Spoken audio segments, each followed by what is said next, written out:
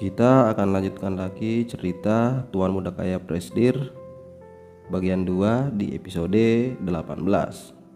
Cekidot. Capeknya. Tristan membuka baju dan menyambar handuk. Sayang, ada apa? Mau mandi bareng? Ih, jangan bercanda. Aku mau bicara serius, gerutu Haruna. Tristan tidak jadi masuk ke kamar mandi. Ia menghampiri Haruna dan duduk di sampingnya. Mereka duduk di tepi ranjang. Ini soal asisten kamu. Haruna mengawali diskusi mereka. Ada apa dengan Lepi? Jadi ternyata Sari menyukai Lepi, tapi asisten kamu itu gak bisa ditebak isi hatinya. Aku mau minta tolong sama kamu. Tolong cari tahu Lepi itu suka sama Sari tidak? Ucap Haruna. Akan aku cari tahu, tapi apa lagi? Tanya Haruna dengan tatapan curiga. Harus ada upahnya. Apa? Umumkan pernikahan kita secara resmi. Aku tidak tahu apa alasan kamu menyembunyikan pernikahan kita. Aku sudah lelah sembunyi-sembunyi dari orang lain. Kita tidak bisa bergandengan tangan di depan orang lain. Rasanya seperti sedang berselingkuh dengan istri sendiri, keluh Tristan. Baiklah, mulai besok ayo kita bergandengan tangan dan memberitahu kepada semua staf, ucap Haruna dengan senyum lebar. Benarkah? Tanya Tristan meyakinkan. Haruna tersenyum dengan mengangguk. Tristan memeluk Haruna dengan bahagia. Terima kasih sayang. Tristan sangat bahagia. Ia tidak perlu lagi menyembunyikan hubungan mereka. Scene berpindah. Keesokan hari, Tristan memberitahu rencananya kepada Haruna. Ia akan menyewa preman untuk berpura-pura mengganggu Sari di jalan. Tugas Haruna adalah memancing Lepi ke arah yang biasa dilalui Sari saat berangkat ke bank. Kenapa harus aku? Kalau aku yang meminta, Lepi bisa curiga. Mau aku bantu? Mereka tidak. Ya udah, oke. Aku cari alasan untuk memancing Lepi ke arah yang ditentukan oleh Tristan. Kapan mau beraksi? Nanti sore saat pulang kerja. Jadi mereka bisa berdua lebih lama karena sudah pulang kerja. Oke, Haruna memberi tanda oke dengan jarinya. Mereka mulai mengerjakan tugas masing-masing.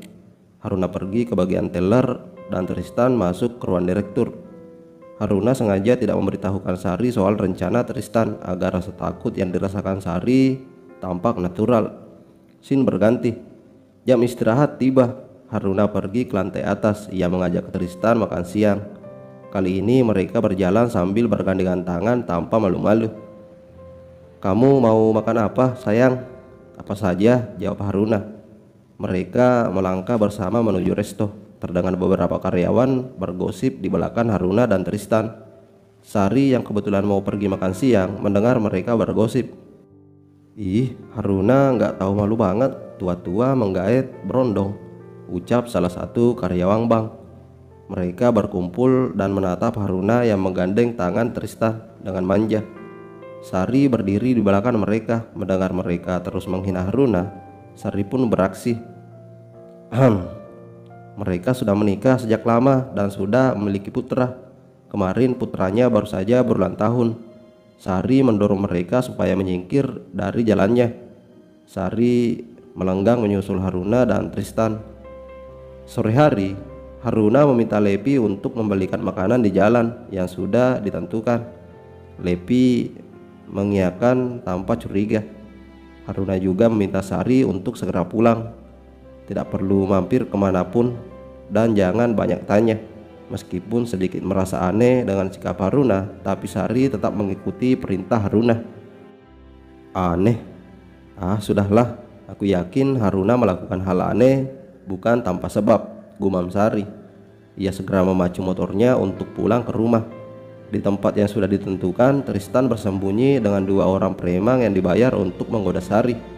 Ketika Sari melintas, ia segera memerintahkan kedua preman itu untuk menghadangnya.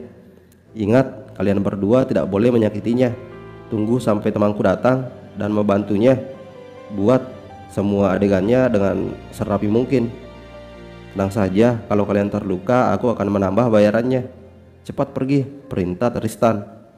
Kedua preman itu menghadang sepeda motor Sari dengan sepeda motor mereka. Kedua preman itu menyentuh tangan Sari seolah mereka ingin menculik Sari. Tepat dengan perkiraan Tristan, Lepi datang menghajar mereka berdua. Setelah kedua preman itu kabur, Lepi mengantarkan Sari pulang ke rumahnya. Yes, berhasil. Tristan bersorak merayakan keberhasilan rencananya. Scene berpindah. Lepi mengantar Sari menggunakan motor metik milik Sari. Tubuh wanita itu tampak gemetar ketakutan. Lepi khawatir kalau Sari membawa motornya sendiri. Karena itulah Lepi mengendarai motor Sari dan membonceng Sari. Tiba di rumah Sari, Lepi berpamitan. Namun Sari meminta tolong kepada Lepi agar tidak pergi. Ia sangat ketakutan. Baiklah, aku akan menemanimu. Aku hanya akan mengambil mobilku dan aku akan menemuimu setelah itu, ucap Lepi dengan lembut. Baru beberapa langkah Lepi pergi dari pintu rumah. Telepon Sari berdering. Lepi tiba-tiba ingin menguping pembicaraan Sari. Entah mengapa Lepi curiga kalau yang menelpon itu adalah pacarnya Sari. Haruna, jadi kalian yang menyuruh kedua preman itu menggangguku. Kalian jahat, maki Sari di telepon. Oh, jadi Tristan dan Haruna yang menyuruh preman itu. Jadi dia sengaja menelpon dan memintaku membeli makanan di daerah ini karena sengaja ingin membuatku bertemu dengan Sari. Biarlah, aku akan berpura-pura tidak tahu. Mereka pasti ingin mendekatkan aku dengan Sari. Lepi mengambil mobilnya di dekat kejadian lalu memarkirkan mobil itu di depan rumah Sari. Saat Lepi masuk ke dalam rumah, Sari sudah lebih tenang. Mungkin karena dia tahu kalau para preman itu bekerja atas suruhan Tristan. Tidak ada lagi yang harus Sari khawatirkan. Lepi berpura-pura tidak tahu kalau semuanya hanya bohong. Kebohongan yang diciptakan oleh sahabat karibnya. Kau sudah lebih tenang? Iya, terima kasih, jawab Sari. Ia merasa canggung memikirkan permintaannya agar Lepi tidak meninggalkannya dan menemaninya. Ia baik-baik saja. Sekarang ia harus mengusir Lepi, tapi bagaimana caranya? Apakah kamu lapar? Setelah kejadian tadi, kamu pasti masih syok. Aku akan memasak untukmu. Lepi membuka jasnya lalu menyampirkan di kursi. Ia menggulung lengan kemejanya sampai ke siku. Dengan cekatan baksep, Lepi membuat makanannya. Dari lihainya Lepi memotong-motong sayuran. Sari berdecak kagum. Kau sangat pintar memasak, puji Sari. Aku hanya tinggal sendiri di rumah. Kalau aku tidak belajar memasak sendiri, aku bisa kelaparan. Haha. Lepi tertawa. Itu bukanlah hal sulit baginya. Sudah menjadi kebiasaan sehari-hari.